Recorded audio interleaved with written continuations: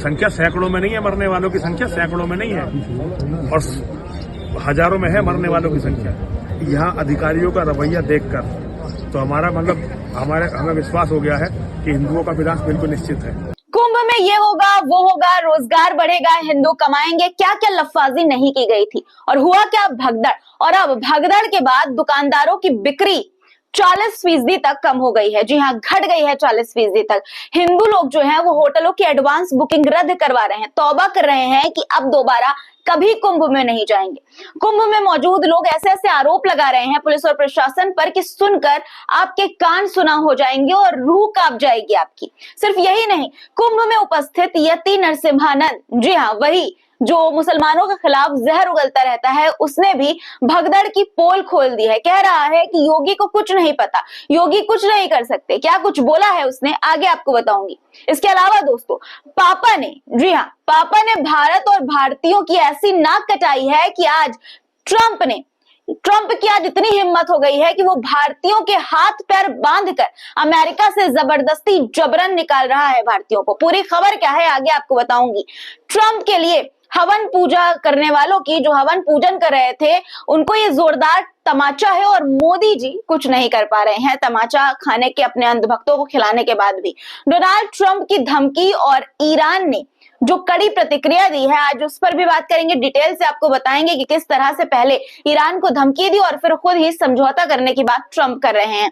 इसलिए पूरा वीडियो जरूर देखिएगा, बहुत कुछ खास आज के इस वीडियो में होने वाला है। और दोस्तों, वीडियो शुरू करने से पहले गुजारिश कि लाइक जरूर कर दीजिएगा, कमेंट में अपनी राय जरूर लिखिएगा मुद्दों पर और शेयर भी वीडियो को जरूर कर दीजिएगा। चलिए अब शुरू करते हैं वीडियो। द लाइव टीवी, सच सबसे आगे। आदाब दोस्तों, मेरा नाम है मिसबा खान और आप मुझे द लाइव टीवी पर देख रहे हैं। दोस्तों, कुंभ से पहले क्या क्या नहीं कहा गया था, क्या क्या सपने हिंदुओं को नहीं दिखाए गए थे। महाकुंभ के आयोजन को लेकर योगी सरकार बड़े जो है वो लंबे चौड़े दावे कर रही थी। सब कुछ व्यवस्थित होगा, श्रद्धालुओं की सुरक्षा का पूरा इंतजाम होगा, खाने पीने का पूरा इंतजाम होगा। लेकिन इस बार कुंभ में सिर्फ आस्था की डुबकी नहीं लगी, बल्कि अव्यवस्थाओं की लहरों में श्रद्धालुओं की जान को भी डुबा दिया गया।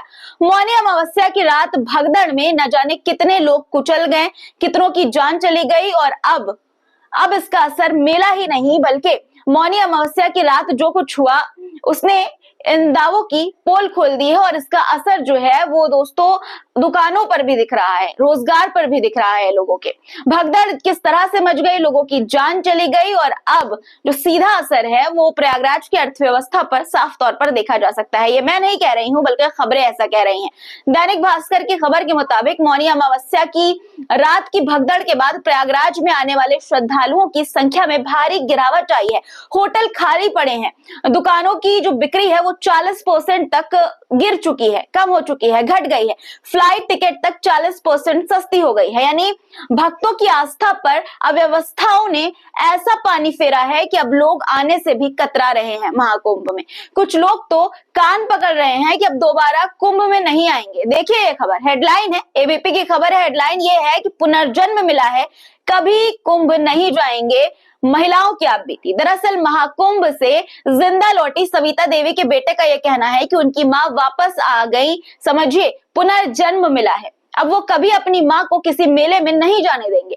भगदड़ से बचकर निकली जो चंद्रा देवी हैं, उनका कहना यह है कि ऐसा लगता है कि मानो लाशों पर भागदौड़ हो रही थी। जो जितना मजबूत था, कमजोर आदमी को दबाता चला जा रहा था। सिर्फ यही नहीं दोस्तों, बीबीसी से बात करते हुए एक महिला ने जो कुछ कहा है वो योगी सरकार के प्रशासन के मुंह पर करारा तमाचा और इंसानियत को भी शर्मसार करता है। खबर देखिए आपकी स्क्रीन पर। इसमें जो पीड़ित महिला है वो ये कहती हैं कि भगदड़ में फंसने पर लोग मेरा बैग छीनना चाहते थे, बैग न देने पर एक ने मुझे छाती पर मारा, मैं बेसुध हो गई। मतलब वो बेसुध हो गई, वो बता रही हैं। उन्होंने ये भी दावा किया कि थोड़ा होश आया तो सिपाहियों को ये बोलते हुए उन्होंने सुना, ये मर गई है, इसे गंगा में बहा दो। सोचिए दोस्तों, इंसान की जान कितनी सस्ती हो गई थी इस बार के महाकुंभ में। और बागेश्वर जैसे लोग जो हैं, बागेश्वर बाबा जैसे जो लोग हैं, वो कह रहे हैं कि मोक्ष मिल गया मरने वालों को। शर्म आनी चाहिए उन लोगों को जो हिंदुओं के ठेकेदार बने बैठे हैं और उनके लिए हिंदुओं की जान की कोई कीमत, कोई मोल नहीं है। कुंभ में उपस्थित यति नरसिम्हानंद ने खुद जो है ये भगदड़ की पोल खोल दिया, खुलासा कर दिया है। बोल रहा है वो कि योगी को कुछ नहीं पता, योगी कुछ नहीं कर सकते। 30-40 संख्या बता रहे हैं, लेकिन मरने वालों की संख्या हजारों में है, मरने वालों की संख्या सैकड़ों में नहीं है। आप खुद सुन लीजिए कि क्या कुछ कहा है उसने। और ये योगी जी को पत्र लिखने के लिए मजबूर किया हमें अधिकारियों के रवैये ने। ये जो मानव जनित दुर्घटना यहाँ मौनी अमावस्या के दिन हुई है और मौनी अमावस्या के प्रातःकाल हुई है, वो कोई दुर्घटना नहीं थी, वो एक तरह से हत्याकांड है जो अधिकारियों की लापरवाही, अधिकारियों के अहंकार और अधिकारियों की मूर्खता से हुआ। एक भी अधिकारी अभी तक दंडित नहीं हुआ। इसका अर्थ यह है कि योगी जी को केवल अधिकारियों की बात पहुंचती है, जनता की कोई भी बात योगी जी तक नहीं पहुंच रही है। क्या मांग कर रहे हैं आज? देखिए, मैं तो पत्र में मैंने तो सिर्फ ये मांग किया है कि और कुछ तो योगी जी कर नहीं सकते। मैं इसके बारे में भी नहीं कहना चाहता, जो हुआ है हत्याकांड, इसके बारे में भी नहीं कहना चाहता। इसके बारे में योगी जी जाने, योगी जी का काम जाने, साधु समाज जाने, साधु समाज के सारे लोग योगी जी के मित्र हैं। साधु समाज जाने, साधु समाज का काम जाने। लेकिन सनातन धर्मियों के लिए मैं योगी जी से अनुरोध करना चाहता हूं कि वो सनातन धर्मियों को थोड़ा मजबूत करें, अधिकारियों पर इतना विश्वास ना करें जितना वो करते हैं। योगी जी को सच्चाई का कुछ भी नहीं पता। योगी जी को सच्चाई के बारे में, योगी जी यहाँ लखनऊ बिल्कुल पास है, लेकिन योगी जी को सच्चाई का बिल्कुल भी कुछ नहीं पता है, यहाँ क्या हुआ क्या नहीं हुआ है। क्या सच्चाई थी आप लोग? सच्चाई बहुत बड़ी संख्या में लोग मारे गए हैं, अधिकारी लगातार झूठ बोल रहे हैं, योगी जी उनके झूठ को दोहरा रहे हैं। संख्या सैकड़ों में नहीं है, मरने वालों की संख्या सैकड़ों में नहीं है और हजारों में है मरने वालों की संख्या। सिर्फ यही नहीं, उसने आगे ये कहा कि महाकुंभ से निराश होकर जा रहे हैं। ये बोला उसने कि हिंदुओं का विनाश निश्चित है और कोई बचा नहीं सकता इन्हें। ये उम्मीद नहीं थी कि इतना बुरा कुंभ होगा। खुद सुन लीजिए आप उसी की जुबानी। जा रहे हैं हम, विदाई है एक तरह से हमारी, बहुत निराश होकर कुंभ से जा रहे हैं। यहाँ ना तो संतों ने हिंदुओं की रक्षा का कोई सवाल उठाया और यहाँ अधिकारियों का रवैया देखकर तो हमारा मतलब हमें विश्वास हो गया है कि हिंदुओं का विनाश बिल्कुल निश्चित है, कोई बचा नहीं सकता। नहीं, आज आप यहाँ से दुखी मन से विदा हो? बहुत दुखी मन से, बहुत उदास। मुझे ये उम्मीद नहीं थी कि कुंभ इतना बुरा कुंभ होगा। और ये मैं तो ये कहने की हिम्मत कर रहा हूँ। बाकी हर संत का मन टटोल के देखिए, वो कैमरे पे कुछ नहीं कहेगा क्योंकि उनके बहुत बड़े बड़े काम है सरकार से, सबसे। लेकिन सत्य यही है जो मैं कह रहा हूँ। सोचिए दोस्तों, सरकार कह रही थी कि महाकुंभ में इस बार सारी व्यवस्था टॉप लेवल की होगी, टॉप क्लास की होगी, लेकिन जमीनी हकीकत यह है कि भगदड़ में जाने चली गई और सरकार लीपा पोती में लगी हुई है। सवाल यह है कि क्या सरकार को सिर्फ चुनावी हिंदुत्व दिखता है? कुंभ के असली भक्तों की जान की कोई कीमत नहीं है उनके लिए। पहले बुलडोजर राजनीति, फिर पेपर लीक, अब महाकुंभ में अव्यवस्था। योगी सरकार क्या सिर्फ हिंदू मुस्लिम करने के लिए बैठी है, उसी में व्यस्त रहती है? क्या सरकार सिर्फ हिंदुत्व का ढोंग पीटने के लिए बनी है? जनता की जिंदगी और रोजगार की उसे कोई चिंता नहीं है?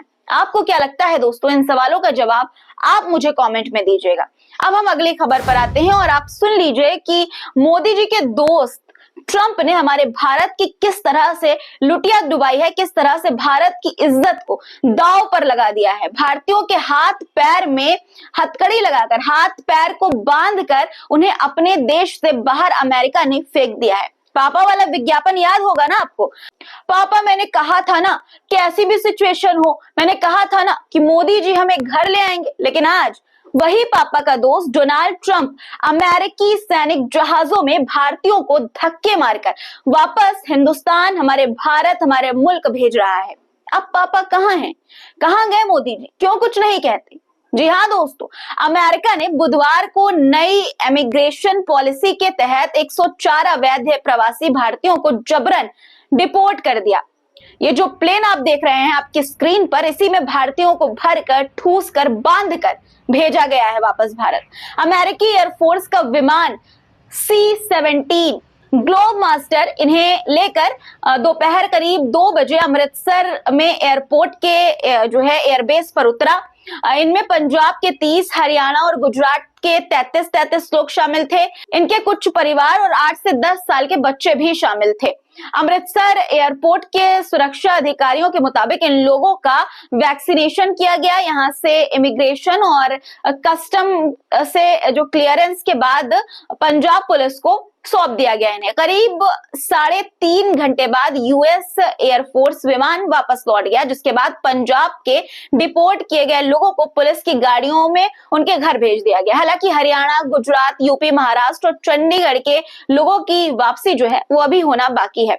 इससे पहले अलग अलग रिपोर्ट्स में दावा किया गया था कि अमेरिका के कुल 205 अवैध भारतीयों को डिपोर्ट करने के लिए चिन्हित किया गया है। और दोस्तों, बेइज्जती की बात तो यह है, शर्मनाक बात तो यह है कि भारतीयों के पैर बंधे थे। जी हाँ, बिल्कुल सही सुना आपने। खबरों के मुताबिक भारतीयों के पैर बंधे हुए थे। सोचिए कितनी ज्यादा शर्मनाक बात यह है, चुल्लू भर पानी में डूब मरने वाली बात है ये। और उससे भी ज्यादा शर्मनाक बात तो यह है कि जब अमृतसर से जो है वो प्लेन आई थी, तो इसका लाइव प्रसारण लाइव टेलीकास्ट कहीं पर भी नहीं दिखाया गया गोदी मीडिया में। सोचिए, जब 17 चीते आते हैं भारत, तब उनका भी लाइव टेलीकास्ट किया जाता है, तो अब क्यों नहीं किया? सोशल मीडिया पर यूजर अब इस तरह के सवाल उठा रहे हैं और लोग इसका जवाब भी दे रहे हैं। लोगों का ये कहना है कि आज का सीधा प्रसारण मोदी के दोस्त ट्रंप से दोस्ती का गिफ्ट जनता के आगे खोल देगा, इसलिए चुनाव में इसलिए चुनाव पर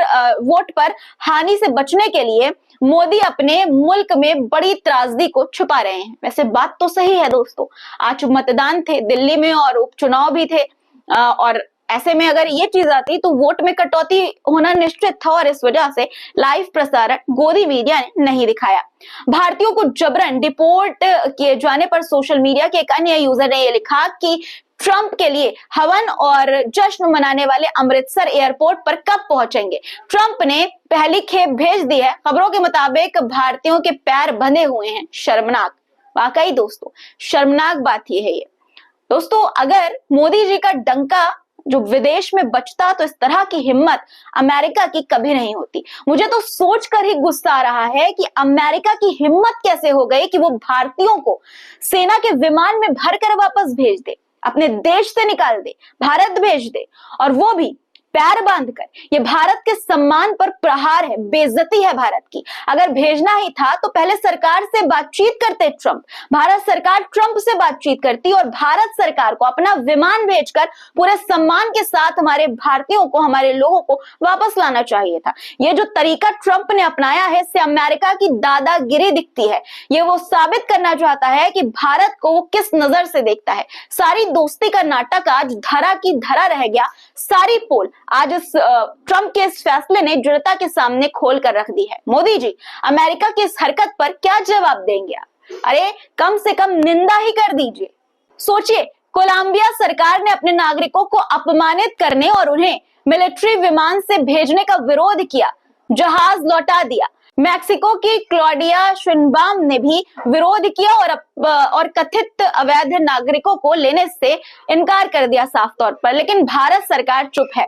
पत्रकार मुकेश कुमार जी ने इस पर लिखा कि भारतीय नागरिकों को हथकड़ियां, बेड़ियां लगाकर मिलिट्री जहाज से लाया गया है, मगर कोई उनसे विरोध नहीं हुआ, यानी कि सरकार से कोई विरोध नहीं किया गया। विदेश में रह रहे भारतीय इस समय विश्व गुरु के बारे में क्या सोच रहे होंगे? अब आप ही बताइए दोस्तों, क्या सोच रहे होंगे? कमेंट में इस पर अपना जवाब भी लिख ही दीजिएगा। अब अमेरिका से जुड़ी कुछ और खबरें भी आपको बता देती हूँ। जब अमेरिका किसी देश को धमकाता है तो ज्यादातर देश झुक जाते हैं, लेकिन इस बार अमेरिका की धमकी पर घुटने टेकने वाला कोई नहीं था।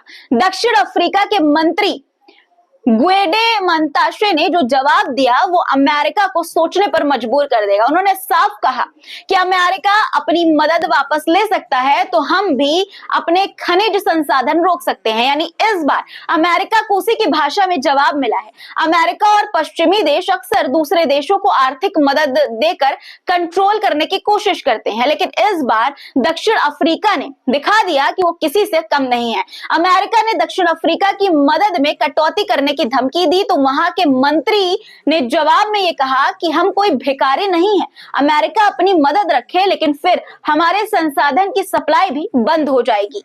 अब सोचिए, ये सिर्फ एक जवाब नहीं बल्कि अमेरिका के लिए एक बड़ी चेतावनी है दोस्तों, क्योंकि दुनिया में इलेक्ट्रॉनिक, बैटरी और हाईटेक इंडस्ट्री के लिए जरूरी खनिजों का बड़ा हिस्सा अफ्रीका से ही आता है। अगर दक्षिण अफ्रीका ने सप्लाई रोक दी तो अमेरिका को बड़ा झटका लग सकता है। दक्षिण अफ्रीका दुनिया में प्लैटिनम और कई दुर्लभ खनिजों का सबसे बड़ा निर्यातक है। अमेरिका की टेक इंडस्ट्री और कई कंपनियां इस पर निर्भर है। अगर सप्लाई बंद हुई तो अमेरिका को अरबों डॉलर का नुकसान होगा, यानी अगर अमेरिका ने मदद रोकी तो खुद उसका नुकसान ज्यादा होगा। और यही वजह है कि ग्वेडे के इस बयान ने अमेरिका को हिला कर रख दिया। और एक भारत है दोस्तों जिसकी इतनी घोर बेइज्जती की है अमेरिका ने, और हमारे प्रधानमंत्री, हमारी सरकार जो है वो चुप है, खामोश है।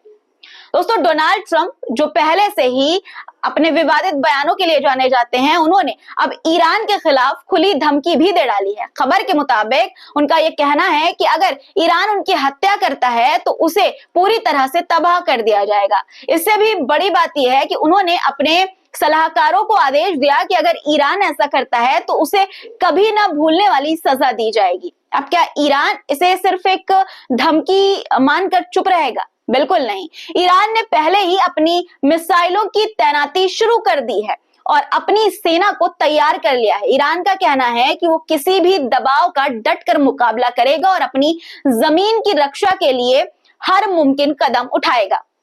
ईरान के विदेश मंत्रालय के प्रवक्ता इस्माइल ने भी साफ कर दिया है, ये साफ कह दिया है कि अगर अमेरिका ने दबाव डाला तो ईरान इसका जवाब अपनी पूरी ताकत से देगा। ये युद्ध का ऐलान नहीं तो क्या है दोस्तों। लेकिन ये सिर्फ धमकियां नहीं है।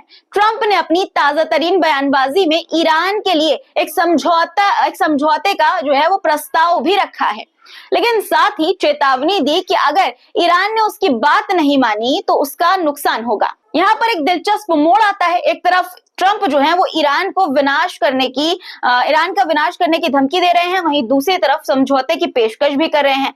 क्या ईरान इसका जवाब देगा? क्या इस बार ये सिर्फ बयानबाजी तक सीमित रहेगा या फिर ये संघर्ष में बदल जाएगा? ये युद्ध के हालात की ओर बढ़ने वाला मामला लगता है दोस्तों। क्या ट्रंप की धमकियों से हालात और बिगड़ेंगे या ईरान अपनी ताकत से अमेरिका को जवाब देगा? इस ताकत के बीच क्या दुनिया को तीसरे विश्व युद्ध का खतरा बढ़ रहा है? आपकी क्या राय है? साझा करें कमेंट बॉक्स में और इस वीडियो को ज्यादा से ज्यादा शेयर करें। फिर मुलाकात होगी आपसे कुछ नए मुद्दों के साथ। तब तक के लिए अपना ख्याल रखिएगा। खुदा हाफिज।